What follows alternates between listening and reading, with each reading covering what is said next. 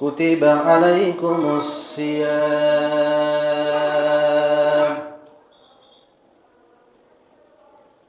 كما كتب على الذين من قبلكم لعلكم تتقون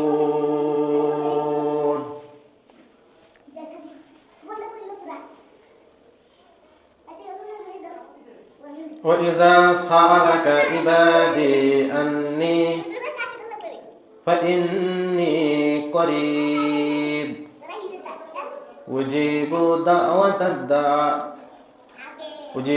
دعوة الداعي إذا دعان فليستجيبوا لي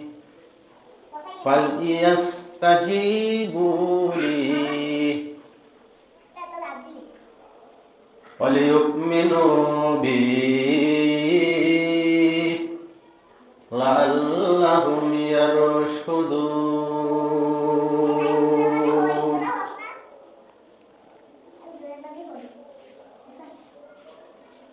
মহান আল্লাহর শুকরিয়া আদায় করছি শাবানের তৃতীয় জুম্মা মোবারক আর এক জুম্মা পরেই আমাদের শুরু হবে রমজান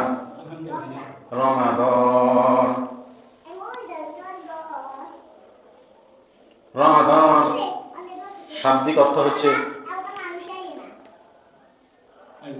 রমধুন জ্বালিয়ে ফেলা জ্বালিয়ে দেওয়া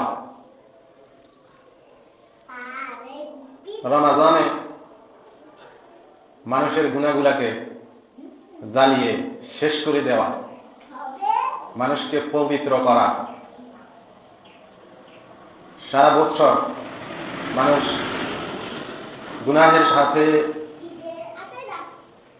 ছিল রমজান মাসে গুনাহ থেকে মুক্ত থাকবে আর রোজা রাখবে সিয়াম ও কিয়ামের মাধ্যমে রমজান অতিবাহিত করবে আল্লাহ তাআলা তাহার সমস্ত গুনাহগুলা ক্ষমা করে দিবেন সওয়াবের আশায় যখন রমজানে রোজা রাখবে আল্লাহ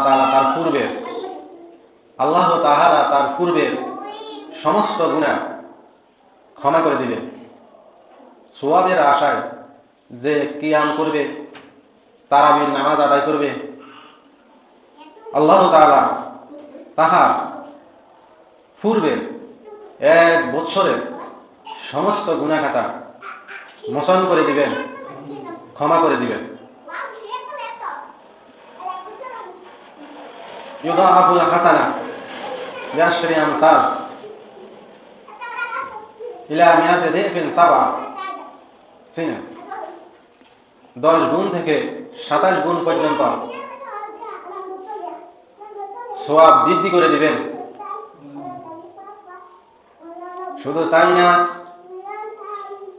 আল্লাহ তাআলা রমজানে যে ব্যক্তি রোজা রাখবে তাহার পুরস্কার আল্লাহ তাআলা নিজের হাতে দান করবেন সুবহানাল্লাহ as-sawm যে আমার জন্য রোজা রাখলো লি ওয়া আনা আজজি বিহি আমি নিজেই তার পুরস্কার হয়ে গেলাম সুবহানাল্লাহ ইনদা লিকা রাব্বিহি ফারহাতুন ফিতরাতিহি রোজাদারে আনন্দ পাবে ইফতারি করার সময় ভীষণ আনন্দ ভীষণ প্রশান্তি লাভ করিবে সারাটা দিন না খেয়ে থাকা পিপাসার্ত পেটের ক্ষুধা নিয়ে ইফতারির সামনে বসবে সময় হয় নাই খাবে না সময় হয়নি এখনো খাবে না ইফতারির দিকে তাকিয়ে থাকবে আল্লাহ তাআলা বলবেন ফেরেশতারা দেখো তার সামনে খাবার অথচ সে খায় না কেন বলল আল্লাহ আপনার ভয়ে আল্লাহ বলল দেখো আমাকে ভয় করেছে রোজা রেখেছে আমি আল্লাহ ক্ষমা করে দিলাম সুবহানাল্লাহ সে গোপনে খেতে পারতো দুনিয়ার কেউ জানতো না নামাজি নামাজ পড়ে মানুষে দেখে, দানকারী দান করে মানুষে দেখে, হজকারী হজ করে মানুষে দেখে, যাকাতদাতা যাকাত দেয় মানুষে দেখে, রোজাদার রোজা রাখে, কেউ না দেখলেও আল্লাহ তাআলা দেখে। রোজাদার রোজা রাখে, গোপনে পানি খেয়ে ফেলতে পারতো, দুনিয়ার কেউ দেখতো না, কিন্তু আল্লাহ তাআলা বলেন সে গোপনে পানি খায় নাই, গোপনে খাবার খায় নাই, আমি আল্লাহ তাআলাকে ভয় করেছে, এই জন্য আমি আল্লাহ তাআলা তাহার পুরস্কার নিজ হাতে দান করব।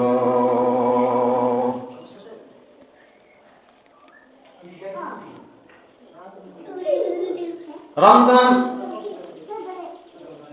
এটা এমন সময়, এমন একটা মাস, যে মাসের ব্যাপারে আল্লাহ তাআলা বলেছে আমি আল্লাহ তাআলা রমজান মাসে কুরআন নাযিল করেছি। কুরআন এমন একটা দামি সম্পদ, এই কোরআনের কারণে রমজান দামি হয়েছে, এই কোরআনের কারণে মানুষের দাম বেড়েছে।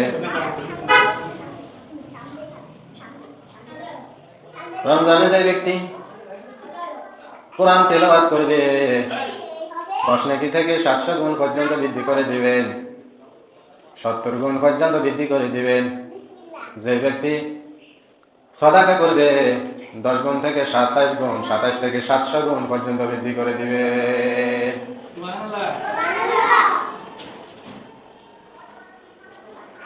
রমজান যখন এসে যাবে, যে ব্যক্তি নফল একটা কাজ করবে, নফল একটা ইবাদত করবে, নফল একটা কাজের বিনিময়ে আল্লাহ তাআলা 70টা নয়, 100টা নয়, একটা ফরজ ইবাদতের সমতুল্য নেকি তাকে দান করে দিবে। সুবহানাল্লাহ। একটা ফরজ ইবাদত যে ব্যক্তি আদায় করবে, আল্লাহ তাআলা 70টা ফরজ আদায় করার সমতুল্য নেকি তাকে দান করে দিবে। সুবহানাল্লাহ। জাহান্নাম থেকে বাঁচার জন্য যেই ব্যক্তি খেজুরের একটা অংশ, একটা খেজুরকে ভাগ করে অর্ধেক রোজাদারকে দিবে, আল্লাহ তাআলা বিনিময়ে জান্নাত দান করবেন, বিনিময়ে তাকে একটা রোজার ফজিলত তাকে দান করে দিবেন।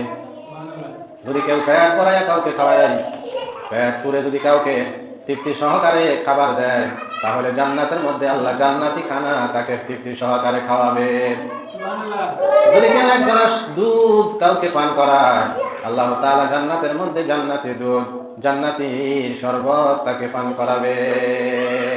সুবহানাল্লাহ।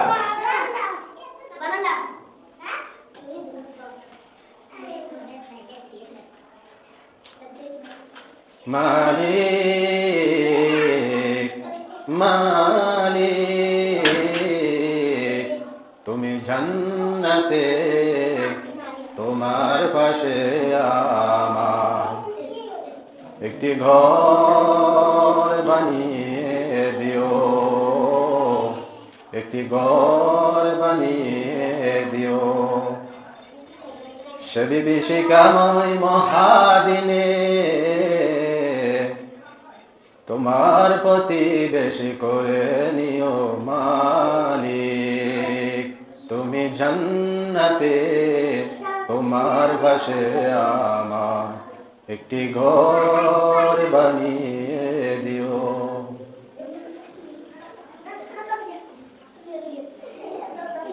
বছর গড়ে রমজান এলো, বছর গড়ে রমজান এলো, রমজানের সুদা পেল যারা, রমজানের কদর করলো যারা, মালিক তুমি জান্নাতে একটি ঘর বানিয়ে দিও, একটি ঘর বানিয়ে দিও।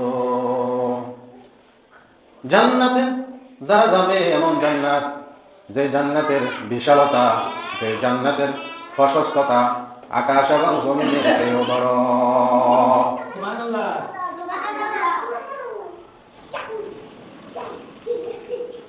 যে জান্নাত, এত বড় জান্নাত তারাই পাবে যারা দ্বীনি নিয়ম কানুন মেনে চলবে, রমজানের রোজাগুলো রাখবে, তারাবি নামাজ আদায় করবে, সিয়াম ও কিয়াম। যারা জীবনে সিয়াম ও কিয়ামের মাধ্যমে এই রমজান পার করবে, আল্লাহ তাআলা অতীতের সমস্ত গুনাহ ক্ষমা করে দিবে। আল্লাহ তাআলা বলেন, ইয়া আইয়ুহাল্লাযীনা আমানু, হে মুমিনেরা, কুতিবা আলাইকুমুস সিয়াম, তোমাদের জন্য রোজার বিধান দিলাম, রোজা লিখে দিলাম। শুধু তোমাদের জন্য না, পূর্ববর্তী যত মানুষ দুনিয়াতে এসেছে তাদেরকেও রোজার বিধান দিলাম, তাদেরকেও রোজার বিধান দিয়েছিলাম। কামা কুতিবা, যেমনই ভাবে আলাল্লাযীনা মিন ক্বাবলিকুম, পূর্ববর্তীদেরকেও রোজার বিধান দিয়েছিলাম। লাআল্লাকুম তাত্তাকুন, যাতে করে তোমরা পরস্কার হইতে পারো, মুত্তাকি হইতে পারো। আশা করা যায় তোমরা মুত্তাকি হবে, পরস্কার হবে।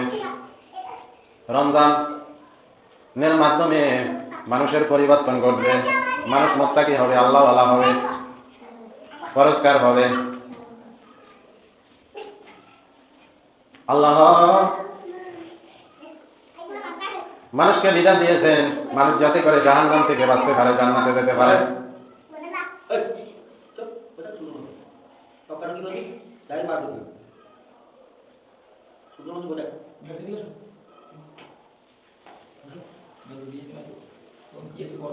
আল্লাহুম্মা সাল্লি আলা সাইয়্যিদিনা মাওলানা মুহাম্মাদ ওয়া আলা আলি সাইয়্যিদিনা।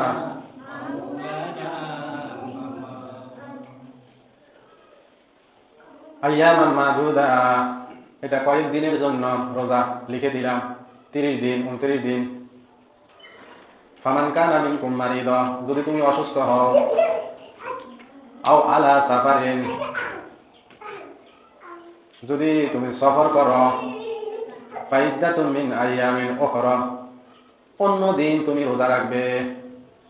তোমার কাছে যদি রমজানে রোজা রাখা অসম্ভব হয়ে পড়ে, যদি তুমি অসুস্থ হয়ে যাও, যদি তুমি সফরের মধ্যে দিয়ে থাকো, তাহলে তুমি অন্য দিন পূর্ণ করে নিবে।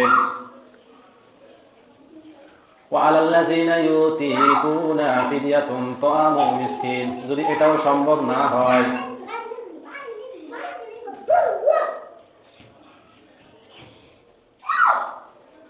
তাহলে ফিদিয়াতুন, ফিদিয়া দিবা, কাফারা দিবা, রোজার কাফারা। তাআমু মিসকিন, যার ঘরে খাবার নাই, যার পেটে খাবার নাই, তাকে দিবা। যার অভাব আছে তাকে দিবা। ফামান তাতাওয়া খায়রান, এটা উত্তম। ওয়া আন তাসুমু খায়রুল লাকুম, যদি তুমি রোজা রাখো তাহলে তোমার জন্য উত্তম। ইন কুনতুম তা'লামুন, যদি তোমাদের জ্ঞান থাকে।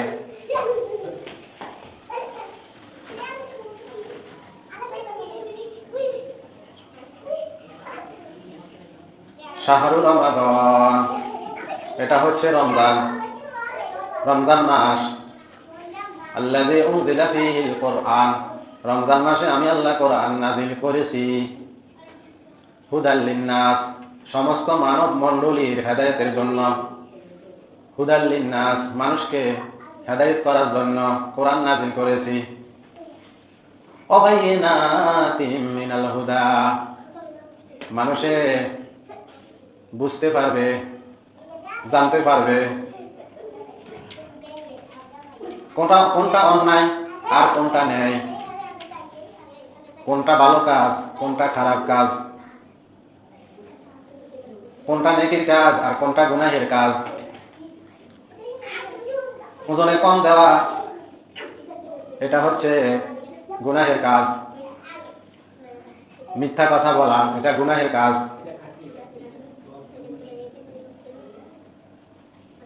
রমজান উপলক্ষে খাদ্যে ভেজাল দিয়ে বেশি রোজগারের আশায় মিথ্যা কথা বলা, মানুষকে ঠকানো, ধোঁকাবাজি করা, এগুলো হচ্ছে গুনাহের কাজ। আল্লাহ নবী বলেন, আত্তাজিরুনা সিদ্দিকুন, ব্যবসায়ীরা সত্যবাদীদের সঙ্গী হবে। সত্যবাদী মা সিদ্দিকিন ওয়াশুহাদা ওয়াসসালিহিনা ওয়ান্নাবিয়িন, নবী, শুহাদা, নেককার বান্দাদের সাথে তাদের হাসর হবে। যারা সৎ ব্যবসায়ী হবে তারা। এই হাদিসটা নবীজি বাজারের মধ্যে বলেছিলেন। বাজারে গিয়ে বলেছিলেন, বস্তা খোলো, দেখি তোমার বস্তার ভিতরে কি। বস্তার ভিতরে গমের ভিতরে নবীজি হাত দিলেন, দিয়া দেখলেন উপরের গুলা শুকনা, ভিতরের গুলা ভিজা। নবীজি বললেন যে প্রতারণা করে সে আমাদের অন্তর্ভুক্ত না, আমার অন্তর্ভুক্ত না। নবীজি বলেছেন সে আমার অন্তর্ভুক্ত না। যে প্রতারণা করবে, যে ওয়াদা ভঙ্গ করবে, যে মিথ্যা বলে, সে আমার অন্তর্ভুক্ত না।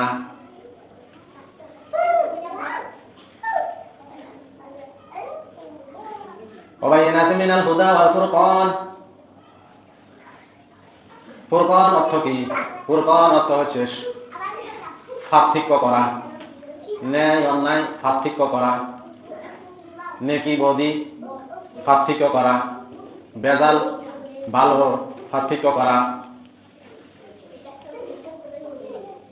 ফিউর, যেটা ফিউর সেটাই তো ভালো, আর যেটা বেজাল, যেটার ভিতরে দূষিত কিছু থাকে সেটা কি বেজাল।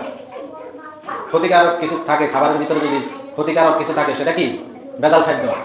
আর যেটার ভিতরে ক্ষতিকারক থাকে না সেটা ফিউর খাদ্য, স্বাস্থ্যের জন্য উপকারী। এটা বোঝার জন্য কোরআন দিলাম। কে কর অল ফুরকান।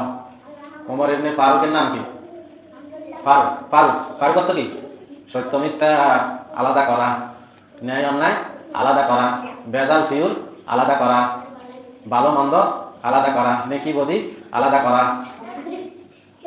এটা তোল, এটা পানি, আলাদা করা না।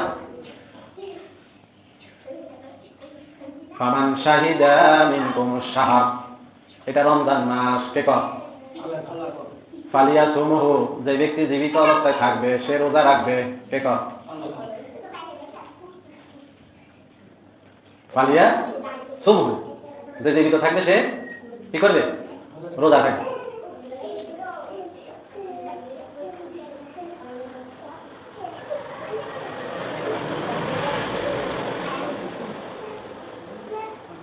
ওই যে অসুস্থ হইবে, আবার বলছে অসুস্থ হইলে সফরে গেলে রোজা অন্য দিন পূর্ণ করবে। এরপরে ওখানে বলছেন অসুস্থ হইলে সফরে গেলে রোজা অন্য দিন পূর্ণ করবে। এখানে বললেন ইউরিদুল্লাহু বিকুমুল ইউসরা, তোমাদের জন্য আমি আল্লাহ সহজ করে দিতাম চাই। দেখো, তোমাদের জন্য আমি আল্লাহ সহজ করে দিতে চাই। তোমাদের জন্য আমি আল্লাহ সহজ করে দিতাম চাই।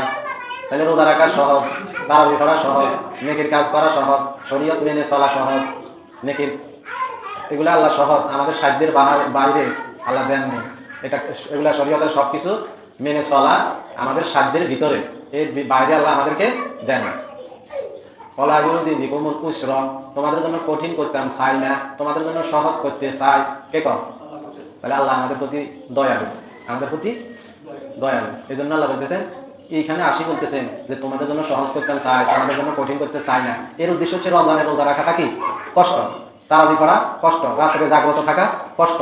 এই কষ্টের কথাগুলো বলতে গিয়ে আল্লাহ বলতেছেন, আমি আল্লাহ তোমাদের জন্য সহজ করতে চাই, তোমাদের জন্য কল্যাণ, তোমাদেরকে আমি আল্লাহ কল্যাণ দিতে চাই, তোমাদেরকে আমি ভালো কিছু দিতে চাই, তোমাদেরকে আমি আল্লাহ নেয়ামত দিতে চাই, তোমাদেরকে আমি আল্লাহ ধ্বংস করার জন্য পৃথিবীতে পাঠাইনি।